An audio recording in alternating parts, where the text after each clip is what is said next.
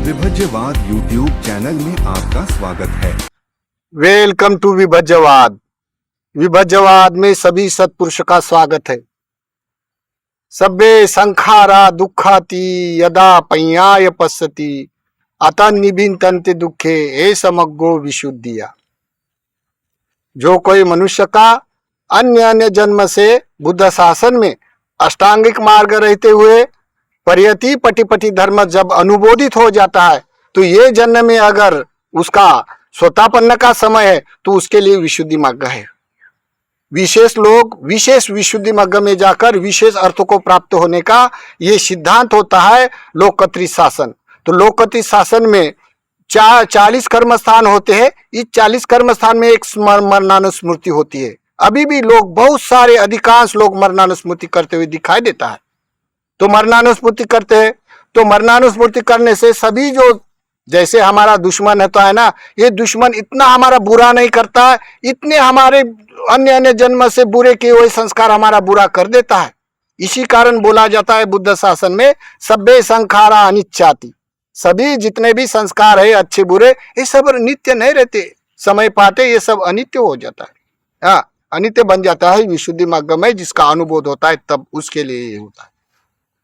यदा पय्याय पश्यति, या इस जैसे प्रज्ञा पूर्वक जानने वाले के लिए है।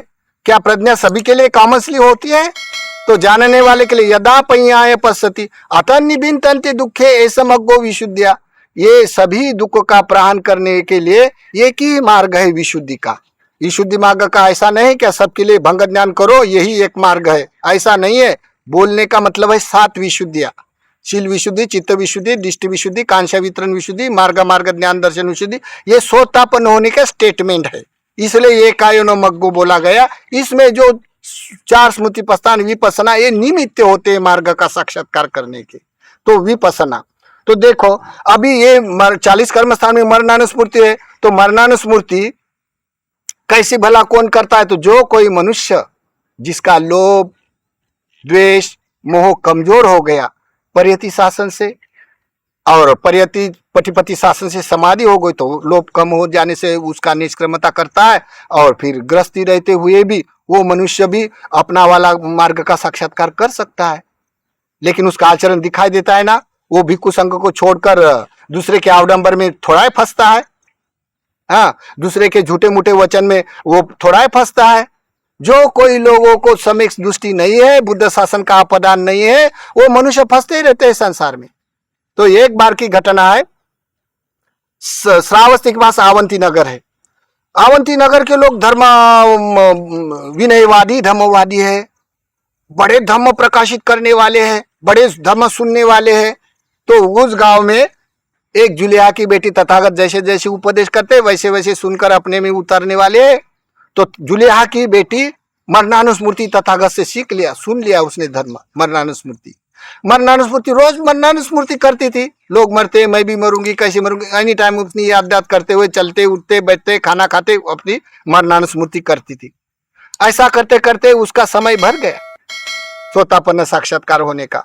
सोतापन्न ऐसा नहीं बैठो अभी शिविर करो और सोतापन्न हो जाता, सबके लेने होता है। जिसका होता है ऐसे आडंबर में भी नहीं फंसता है। सोतापन्न एग्जैक्टली कैसा होता है जिसको होता है वही मालूम होता है, दूसरा कोई नहीं जान सकता है। आजकल लोग भंग ज्ञान करवाते अमार्ग की रेल सेल करते हैं, उसको सोतापन्न हो बोलते। ये 18वीं सदी में लेडी साइडो ने सीखा हुआ थेरी है और ये थेरी बड़ी मशहूर हो गई और लोगों को बड़ा मानस में प्रभाव होने के कारण लोग मानते हैं। सही की विपස්සना भला करना कितना कठिन है। हाँ, तो ये जानते हुए सोतापन्न होने की जैसे तो भगवान जानते हैं, भगवान सवेरे 4 बजे के बाद दिव्य लोक का अवलोकन करते हैं सभी इन ब्रह्मांड का। उसमें देखते हैं कौन सा तो आज सोतापन्न होने वाला है। तो तथागत ने देख लिया। देखने के बाद तथागत बोलते हैं हम आवंती नगर में जाएंगे और 3 बार साधुकारवाद देंगे। तब भिक्षु बोलता है कोई ना कोई कारण होगा। तथागत ऐसे अकारण नहीं बोलते हैं, कोई ना कोई कारण होगा, 3 बार साधुवार देगा तो कुछ ना कुछ भला होगा। तब तथागत के साथ भी भिक्षु जाते हैं। तथागत ने अपने पात्र चिवर लिया और श्रावस्ती की नदी के आवंती नगर है वहां गया। वहां जाने के बाद तथागत को मालूम है मुझे किसको मिलना है। तथागत गए और चौराहे पे जाके बैठ गए। तो तथागत आए बरोबर, विनयवादी धर्मवादी गांव के बड़ा श्रद्धा करने वाले लोग तो वो जल्दी से जल्दी तथागत आए मालूम होए तो बस जम जाते हैं, काम छोड़कर अपने तथागत को दर्शन हेतु आते, तथागत का धर्म श्रवण करने के लिए आते। जीवन बड़ा दुर्लभ होता है, इसी कारण धर्मवान बनना कितना पुण्यवान होता है। तो फिर क्या हो गया, तथागत जानते किसको मुझे धर्म पढ़ना है, तो तथागत धर्म बताने के बाद बैठ गए, लेकिन तथागत ने अनुमोदन नहीं किया, आशीर्वाद नहीं दिया। तब सब लोग चुपचाप बैठे, तथागत क्यों नहीं बोलते। तथागत राह देख रहे, जिसके लिए आए तथागत साधु का आशीर्वाद देने के लिए, वो आई नहीं। उसको जुलिया की एक बेटी थी, वो ने 3 साल मरणानुस्मृति किया था। वो मरणानुस्मृति करने वाली अभी उसको सोतापन्न का साक्षात्कार होने का है। तो माँ ने बोला अभी बाद में जाओ तथागत को दर्शन हेतु, आप लोग जल्दी से कपड़ा देना है, बंडल संभालो और जल्दी जाओ। तो वो उसका संभालने की उसका देर हो गई। देर हो जाने के तथागत राह देखते, आंख मूंद करके राह देख रहे, कब आएगी कब आएगी। तथागत को मालूम है कब आएगी, कौन आने वाले है करके। वैसी जुलिया की बेटी अपना जल्दी जल्दी काम निपटा कर अपने धागे के बंडल लेके अपने सर पर कटोरा लेके चल रही। चलते चलते वो दुकान में ले जाना भूल गई और जहां भगवान दिखे वो वहां पे रख दिया और बैठ गई। भावना है, श्रद्धा है, बैठ गई। बैठ जाने के बाद तथागत ने आंख उठाकर बोलती है, ए लड़की, उसका नाम था, तो तुम कहां से आई। तो बोलते भगवान मुझे मालूम नहीं। अब बाकी लोग बोलते अरे ये क्या पगली हो गए, अभी तो घर से आई, उसको मालूम नहीं करके घर से क्यों नहीं बोलती है। तथागत किस कारण हेतु से बोलते हैं ये जानती है। इन तथागत ने जैसा पूछा वैसा ही उसने उसको मन से उत्तर दिया। तब तथागत ने बोलते हैं साधु साधु। बाद में तथागत बोलते कहां जाओगी, तो बोलते हैं मुझे मालूम नहीं भगवान। तथागत फिर साधुकारवाद देते हैं। गांव के लोग बोलते हैं अरे ये लड़की क्या पगली हो गई क्या, अभी तो ये घर से आई, अभी दुकान जाने वाली है, ये मालूम नहीं उसको। लेकिन तथागत का पूछने का एक अलग तरीका है और ये उसका बताने का भी एक धर्म की चेतना से पूछने का एक मतलब अलग है। फिर क्या हो गया, फिर बोलते कब जाओगी, तो बोलते मालूम नहीं। मालूम नहीं है, हाँ बोलते मालूम है मालूम है। तब तथागत साधुकारवाद देते, वाह साधु साधु करके। तो लोग बोलते अरे कब जाओगी, ये क्या बात है, हमें पता नहीं कब जाओगी, तो बोलते मालूम नहीं ना मालूम है। तब गांव के लोग ऐसा बोले बरोबर उसको एकदम फील हो गया और एकदम उसका वाला अन्य जन्म से किया हुआ पुण्य कर्म उभर गया और फट से वो स्मरणानुस्मृति करने वाली सोतापन्न का साक्षात्कार कर लिया। फिर भगवान ने साधुकारवाद दिया। साधु साधु कहते हुए गांव के लोग समझ में नहीं पाए। अभी लोग 10-10 दिन की 20-20 दिन की रिहर्सल करते सोतापन्न होने के लिए, भंग ज्ञान करवाते, अमार्ग करते, उसका सुख कोई सोतापन्न बोलते। ये तो एक थ्योरी सिखाई हुई है लेडीज साइडों ने सारा दुनिया करता है मालूम नहीं होने से।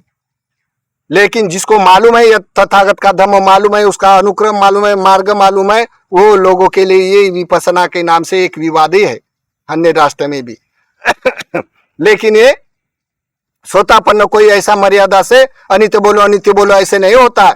भगवद्गीता ने एक्सीडेंटली अचानक होने वाली किसी के साथ घटना है, लेकिन उसमें मानस में बहुत भ्रम प्रभाव हो जाने के कारण लोग उसके वशीभूत हो जाता है। तो वशीभूत करने के लिए उसने थ्योरी निर्माण किए हुए। अभी लोगों को जानना बानना क्या रहता है, एक बार भंग ज्ञान हो गया उसको क्या करने का है, कंसेप्ट निकाल के उसके कितना सुख होता है। इसी कारण सुख में आसक्त भी हो जाता है, उपादान होता है, अहंकार भी बढ़ता है, माना बढ़ता है, और माना बढ़ने के कारण कौन मानता है। तो ये उसने एक थ्योरी बनाई, थ्योरी के कारण लोग ऐसी चल पड़ी। तो देखो मरणानुस्मृति करने वाली ये जुलिया की बेटी सोतापन्न हो गई। सोतापन्न हो गई, हो जाने का भगवान ने साधुकारवाद दिया। अभी गांव के लोग बोलते क्या बात है मालूम नहीं, तो 2-4 मिलकर भगवान की वंदना करते हुए एक तरफ बैठकर पूछते भगवान क्या हेतु और क्या प्रत्यय है, हम जाने नहीं। ये घर से आई है मालूम है, फिर भी वो मालूम नहीं बोलते। तो ये कहाँ जाना है, अभी दुकान में जाएगी, मालूम होने के बाद भी वो बोलते मालूम नहीं है। और कब जाओगी तो मालूम नहीं, मालूम है ऐसे बोलते। तो क्या भगवान क्या बोलता है मुझे हमें समझ में नहीं आया, तो हम लोगों को थोड़ा बताने का प्रयास करें। तब भगवान बोलते हैं ये मैंने उनको ये पूछा कि ये जन्म से पहले तुम कौन से जन्म से आई है, तो उन्होंने उत्तर दिया मैं नहीं जानती हूं। फिर अब मरने के बाद तू कहां जाओगी? तो मैंने जो पूछा मेरी चेतना से, उसने भी वैसा उत्तर दिया, मालूम नहीं। तब मुझे साधुकार वध दिया। फिर मैंने पूछा मरोगी मालूम नहीं है? तो बोलते हैं मालूम नहीं है। फिर बोलते हैं मालूम है, एक दिन मैं मर जाने वाली हूँ। तो मैंने जैसे पूछा ऐसा ही उसने उत्तर दिया, इसलिए मैंने उसको साधुकारवाद दिया। और ये बड़ी धर्मवान भाग्यवान है, ऐसा करके भगवान ने उनका अनुमोदन किया कर्म का। सब गांव के लोग उसके पुण्य का अनुमोदन किया और भगवान का उपदेश सुनते हुए, भगवान का अद्भुत रिद्धि भाव और भगवान का महानुभाव जानते हुए भगवान के प्रति और अवंती नगर वाले ने श्रद्धा किया। तब ये जुलिया की बेटी अपनी ध्यान समाधि में उठकर अपना वाला, क्योंकि उसका काम है ना पिताजी के पास धागे के बंडल पहुंचना है, ऐसी याद लेके तो अपनी कमजोरी आते हुए अपना धागे का बंडल उठाया और चल रही।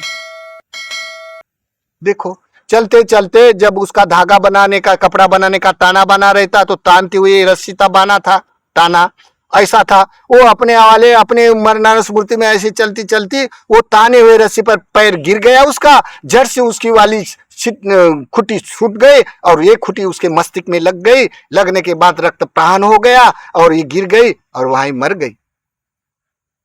उसका पिता बड़ा रोने लगा, मेरी धर्मावान बेटी, मेरी धर्माचारी बेटी करके रो रहे। भगवान के पास आया रोते रोते। तब भगवान बोलते हैं, आप तो विनयवादी धर्मवादी है। धर्म तो सभ्य संखारा अनित्याति, सारे संस्कार दुख से भरे हैं, सारे संस्कार अनित्य है, सारे संस्कार नित्य नहीं रहते हैं, अनात्म है, तुम क्यों रोते हो? तब उसने अपने आंसू पूछ लिया। भगवान कहते हैं, भगवान के प्रति श्रद्धा करता है, बोलते हैं तुम्हारे बेटी का कभी दुर्गति नहीं होने वाली है, आप उसकी फिक्र मत करो, रो मत। ये आदर्शवान लड़की है, वो धर्मवान है, धर्म में प्रतिष्ठित है करके भगवान ने साधुकारवाद दिया। तो वो बड़ा अपना हर्ष मानकर मेरी बेटी सुख में चली गई करके धर्मवान मार्ग में प्रतिष्ठित करके बड़ा उसने आनंद व्यक्त किया। देखो तथागत ने, तब तथागत ने अनुमोदन करने के बाद जो लोग मरणानुस्मृति करते हैं, जैसे 40 कर्म स्थान में मरणानुस्मृति एक है, लोग मरणानुस्मृति करते हैं, करना चाहिए। ध्यान अपना पुण्य कर्म करता है तो ध्यान का भी परिणाम ध्यान होता है। ध्यान कोई बोलेगा आओ मैं तुझे ध्यान सिखा देता है, ये मूर्खता होती है। ध्यान अपना पुण्य कर्म से समावर्जन आवर्जन होता है, तभी ध्यान का अगर भावना हो तो भावना के साथ ध्यान होता है।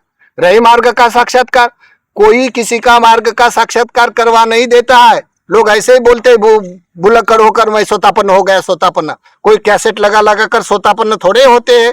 ऐसे मोहरा बना बना कर नियोजन बनाकर सोतापन्न मार्ग का साक्षात अचानक अनायास एकांत होता है मनोद्वारी, उसको शिक्षा नहीं दिया जाता है।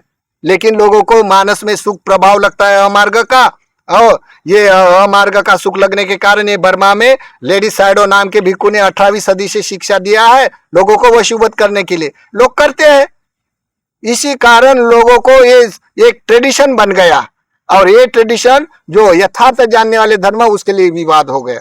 तो सोतापन्न अगर मार्ग में प्रतिष्ठित है तो सोतापन्न छोड़ो, यही जन्म में अगर भिक्खु अनुशासन में थोड़ा ज्यादा दान देने से थोड़ा दे, ज्यादा समय देने से थोड़ा पुण्य करे, में थोड़ी सेवा दे, क्योंकि इंटरनेट का जमाना है काम भोगों का। हाँ, थोड़ा आचरण, ज्यादा आचरण करने से थोड़ा आचरण करे। लेकिन बुद्ध शासन भिक्खु संघ शासन छोड़कर कोई आडंबर में फंसे उसका कभी भला नहीं हो सकता है, क्योंकि बुद्ध शासन एक मार्ग है और मार्ग के सभी बायोडाटा का बाई कंप्लीट होता है। इसमें कोई आके भुलक्कड़ आके मैं जैसा बोलता वैसा होगा, ऐसा कभी नहीं होता। बुद्ध भिक्खु शासन में अगर रहे तो भला ही मनुष्य आदर्श निर्माण करते अष्टांगिक मार्ग में कोई ना कोई काल में स्वतापन्न हो सकता है।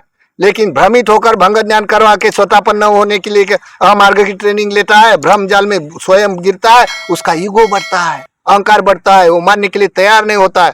सभी विशुद्धि मार्ग में देखे है क्या नहीं है तो, और जाके बर्मा में भी देख सकता है ये बात सही है क्या नहीं है। लेकिन वो लोगों को जो अनार्य लोग होते हैं उसको भला लगता है, लेकिन जो मार्ग में प्रतिष्ठित वाले लोग होते हैं, जिसका अपदान है, जिसके प्रति बुद्ध धर्म संघ के प्रति श्रद्धा है, भिक्खु संघ छोड़कर वो दूसरे के आडंबर में नहीं फंसता है, वो मनुष्य अपना एक न एक दिन भला कर सकता है। तो ये हो गई मरणानुस्मृति जुलिया की बेटी की।